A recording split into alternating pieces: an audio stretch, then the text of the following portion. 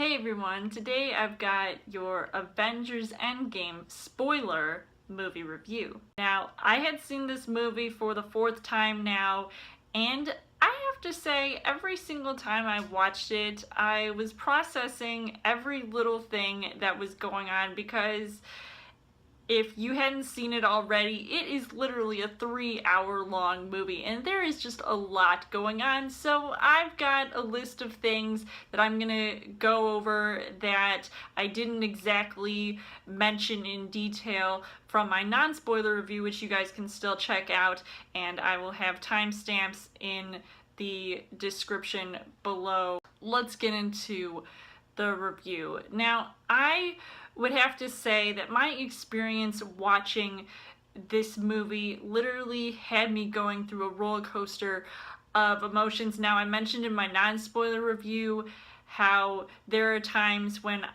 this movie makes me laugh, it makes me cry even, and it's just all of these like different things that are going on, and it's literally just up and down, like left and right, things are going on non-stop. There really doesn't seem to be an end to all of the things that are happening. It's like from the moment that this movie starts and we see Tony Stark in the ship that he was left on with Nebula after the events of Avengers Infinity War, and they're just floating in space alone, and he's leaving a message for Pepper, and it is just, it's so sweet. It's like, I didn't want to cry just yet, but I knew that it was just one of those things that really shows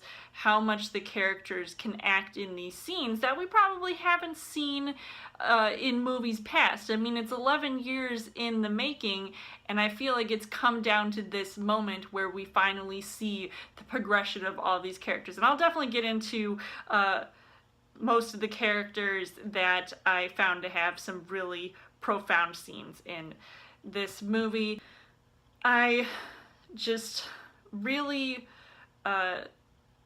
found it funny even after the scene with Tony, that when he was with Nebula and they're having this little fun little like finger football scene, and it's kind of funny, but then also you have to get down to being rescued and then meeting up with everybody back on Earth after everybody's been dusted. And it just seemed really crazy how they're all sort of reconvening, and Thanos is still around, and of course they have to go find him and take him out, and that whole scene just made me go absolutely crazy because of the way that they did it, just so seamlessly. It flowed really nicely, going from point A to point B, and then boom, 5 years later pops up on screen.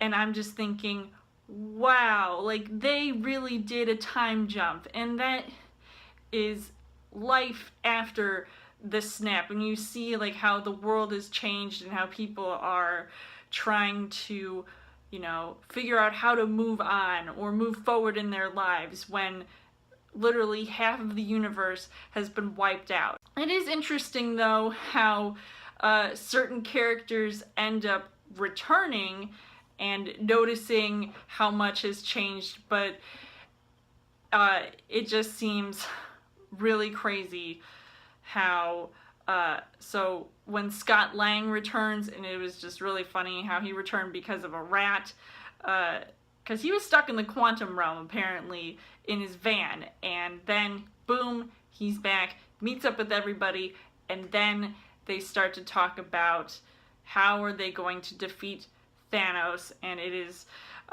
having to do with the Infinity Gauntlet and finding the Infinity Stones once again and using them to reverse the process that Thanos had created to take everybody out from the get-go. So it's kind of crazy how they're using time travel in order to bring everybody back. So they're going through the quantum realm, and it's all the Avengers who are left, and Scott Lang is the first to go in and test it out. It is just so funny when he's an adult, and then when he comes back, he's a kid, and then they're like, nope, and then he comes back once again, he turns into a little baby, and then back to original adult Scott Lang. And I just thought Paul Rudd was amazing in this scene, and everybody was just reacting to it in such a comedic way.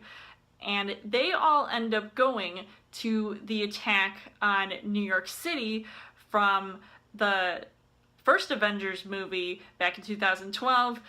And I just thought reliving that was really cool, because I actually just watched the first Avengers movie, and I thought that was just so cool how they were able to reenact scenes or recreate scenes.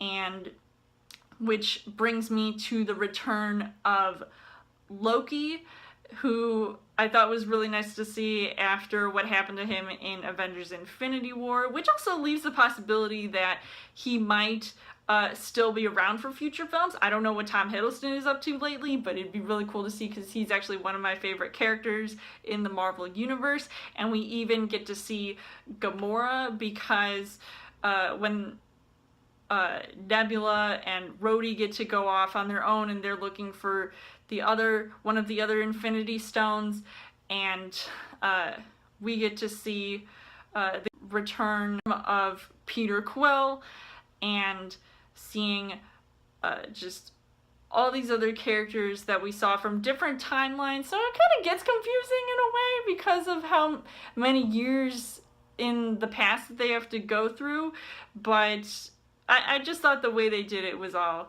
pretty awesome. As far as the characters go, I would definitely highlight some moments, starting with Tony Stark, aka Iron Man. I mean, Robert Downey Jr., I feel like, was the heart and soul of the entire MCU, starting with 2008's Iron Man. And I love how even after the time jump, we get to see that with his relationship with Pepper Potts, they now have a daughter. And I think like that was all really sweet, because we never really get to see that, relationship that he has with his daughter that we had ever seen with anybody else, except for maybe Peter Parker, perhaps, treating him like a father figure. But I definitely found his character to be one of the best, because, and also he is one of my favorite characters too. I even said this in my non-spoiler review, that Iron Man was definitely my favorite character.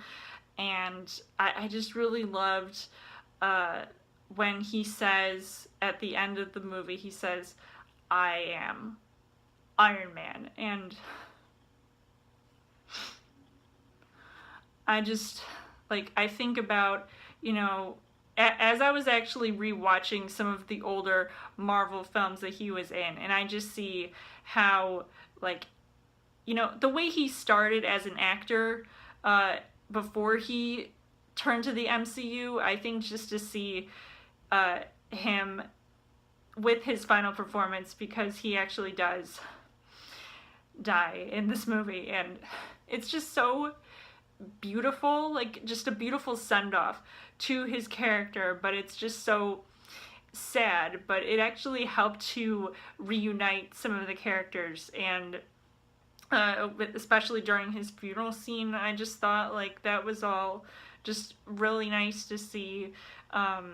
And even some of his lines in the movie were also really funny, so it's not just him giving an emotional performance, but him also giving, his well-known sort of hard-ass comedic performance. And we know it was definitely fitting for his character, so it was really well done. And even Chris Evans as Steve Rogers, Captain America, I mean, you guys know that I always have said that I'm not a huge Captain America fan. I could care less about his character. But then, as I started to watch him in this movie, I mean, he shaves off his beard, and he looks like his normal self. I mean, he's got some really good scenes in this movie. Like the elevator scene that sort of is a reminder of what happened in The Winter Soldier, and then he meets some unscrupulous characters and just says, "Hail Hydra."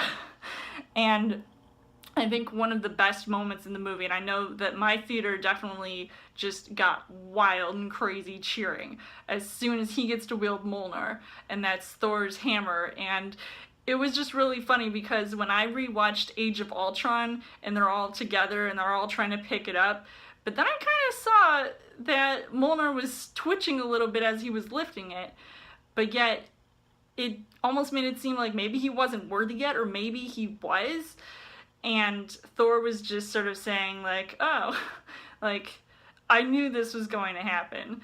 And it was just so great to see that, and to even see him late at the end of the film become Old Cap when he goes back in time to return all of the Infinity Stones to their original locations. And it was crazy to see because, like, I never thought I would, like, that was one of the, like, most jaw-dropping, shocking moments of the film, and it was so quiet during this scene.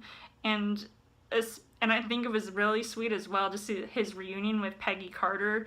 I thought was also really nice as well, and that definitely got me emotional just because of how beautifully shot that scene was, and hearing the music from the past and him reuniting with her. I thought that was really nice as well. We've got Thor, of course, Chris Hemsworth is another favorite character of mine, and I think one of the more shocking parts of his character was that after the 5 years had gone by, he became PH Fat Thor. He really let himself go, and it really shows, the type of character that he created with this version that we had ever seen before in any of the other Thor movies or any other time that he was appearing on screen. And I thought this was really cool, and I thought he did a good job with this as well. And seeing Asgard again was also really nice, and also being reunited with Mjolnir after having to constantly wield Stormbreaker in Infinity War. I would also like to mention Hawkeye. I thought Jeremy Renner did a really good job in this movie, from seeing his reaction to his family getting dusted and going and doing some fighting elsewhere, and sort of like turning into this vigilante type of guy before Scarlett Johansson's character comes in to bring him back into the light. And definitely, and speaking of that, and making another sacrifice for the Soul Stone. I mean, that whole scene where he's with Black Widow and they're sort of fighting each other so that none of them, like, one or the other was going to sacrifice themselves, but they didn't want each other to sacrifice themselves. It was only a matter of time of who it was going to be, and it ended up being Black Widow. Now, Scarlett Johansson, I'm not a huge fan of hers, and I don't know why she changed her hair. It was just really weird to see that, but, whatever. But I found it also really weird that they announced that she's getting a solo movie. Now, whether or not that's going to be a prequel or something, most likely it will be, or she gets brought back somehow. I don't know how, but if it's a prequel, I just think it's kind of interesting, even though her character does get killed off when she's with Hawkeye. But I thought she had some pretty emotional scenes as well when she was thinking about Hawkeye when he wasn't with the group at first, and she's talking to Steve, and it's like the second time I've seen them sort of have like a heart-to-heart moment since Age of Ultron. And I thought like that was really cool to see that, as well as Professor Hulk and seeing Mark Ruffalo talking in Hulk form. And I just thought like that was so random and crazy, because we get to when they go back to 2012 and we see him actually being the Hulk and not being able to get on the elevator. I thought that was also pretty funny as well, and just see some of the plenty of moments that he got to shine in this movie. I thought was really cool to see. I want to see a solo Mark Ruffalo Hulk movie sometime in the future. Make it happen, Marvel. We've got Captain Marvel. Brie Larson gets a haircut in this movie after the 5 years have gone by, and we get to see her look like how Captain Marvel should look in recent comics. And I thought, like, you know, she was pretty badass, even though she, like, had a few standout moments in this movie, especially close to the end. And I'm glad that we didn't really get to focus on her as much because we had just seen her solo movie come out not that long ago. So I thought, like, that was pretty nice to see what she had done with her character even more so in this movie. And even seeing Nebula, Karen Gillan, I love her in this movie, and seeing her past and present self interacting with one another. I thought that was just pretty amazing acting, and sort of reminds me a little bit of Back to the Future. And I don't know, she was just so cool. And then we've got Thanos. Josh Brolin, definitely, when we first encounter him, he's pretty intimidating, but yet once Thor cuts off not just his arm with the Infinity Gauntlet, he cuts off his head, and then he's like, bye. And then his past self still exists, and he figures out the plan, which makes him go absolutely crazy. And his reaction, I feel like one of the best moments was his reaction at the end of the movie, where we see the Infinity Gauntlet without the stones in it, and then Tony's holding the Infinity Gauntlet, or like the stones in his hand, and then he snaps, and then it's just bye Felicia, you're dusted. I would also like to mention some of the other cameo appearances in this movie.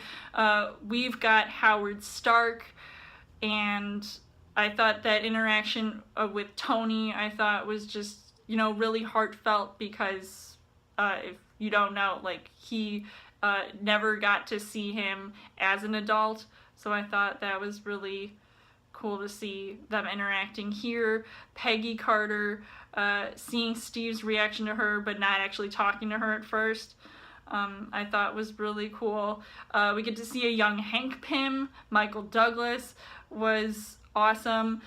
Thor's mom, Renee Russo, I thought, like, she was definitely like the best out of all the movies that she was in, the Thor movies. I thought, like, this was some of her best work with her interactions with Chris Hemsworth. Jane Foster, Natalie Portman, was also really nice to see her return, as well as Tilda Swinton, who was in Doctor Strange, but now she was seen with Mark Ruffalo in 2012, and trying to get the one of the Infinity Stones, and even seeing Stan Lee in his cameo was also pretty hilarious as well. Now, I have to mention this third act battle that goes on, and I really found that the music was very fitting for this scene. Alan Silvestri did a really good job, especially with this scene. I was on the edge of my seat holding my breath half the time watching this, because the battle was just really cool. Seeing Cap get a notification from Falcon that they were going to be coming through, and all of a sudden all of the portals that Doctor Strange had created, and all of these characters that were originally dusted start coming through, and it is just the coolest scene ever. I mean, it is something that I never thought I could see Marvel accomplish and achieve, but they did it, and it was so amazing. Yeah, I almost probably cried watching it, because seeing everybody reunite. I mean, you've even got the A-Force, which was all those, there was this scene where all these female heroes are in this one shot, and it is just, at first I didn't like it, because I thought it was just pandering to people who wanted to see female characters all be reunited, but it's in the comics, so I thought that that was, you know, pretty nice to see them all sort of work together and battle it out against Thanos. You've got Pepper Potts, who is in like one of the Iron Man suits, and I thought her interaction with Tony at the end of his life, I thought was also just really heart-wrenching, and definitely brought tears to my eyes, and I'm done crying for now, but it was just definitely really sweet to hear what she had to say. And even Doctor Strange just sort of saying, like, okay, now this is it. Take him out. And I thought, like he was also really cool too, as well as Peter Parker, Spider-Man, Tom Holland. I thought seeing him reunite once again with Tony Stark was really sweet, considering how it ended in Infinity War, and that was definitely that made me cry in Infinity War, and this one also made me pretty emotional as well to see that. But I can't really say much more about this movie other than it was just probably one of the best Marvel movies I had ever seen, and coming from a mostly DC fan, I would say that this was very well done. So I wouldn't be too surprised if it gets any kind of awards consideration. Not that I'm thinking, way in advance, but I've heard that it might end up being a contender for certain categories. So it'd be really cool if it does.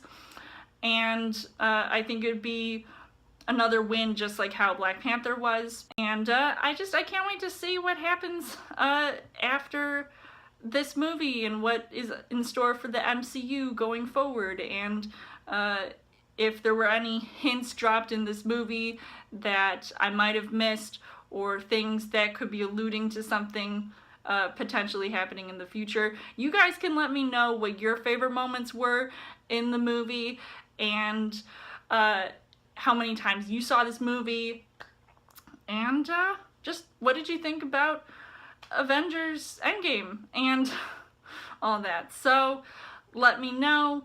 And as always, you guys can subscribe to my channel. I've got more movie reviews, movie updates, come back every week for a Chill Thursday video. You guys can also like me on Facebook and follow me on Twitter, and I will see you guys later.